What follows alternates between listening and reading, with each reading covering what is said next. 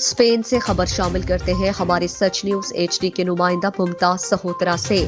P T I Spain کے صوبہ اندلس میں تنظیم سازی کا پہلا مرحلہ مکمل۔ راجہ غلام عباس ریجن اندلس کے صدر نامزد۔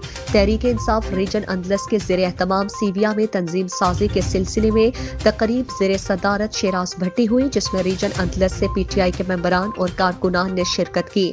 تقریب کا آغاز تلاوت کلام پاک و نعت رسول مقبول سے ہوا۔ تقریب میں نظامت کے فرعی secretary general P T I Spain Chaudhry Abdul Saboor نے ادا کیے۔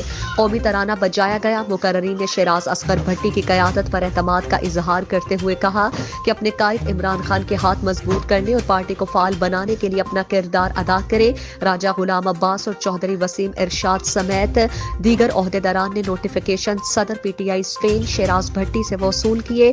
تحریک انصاف اسپین کی مرکزی قیادت کی طرف سے نئے عہدیداران کو ذمہ داریاں ملنے پر مبارکباد پیش کی گئی اور اس امید کا اظہار کیا گیا کہ تمام عہدیداران مل کر پارٹی کو صوبہ اندلس میں مضبوط کریں گے۔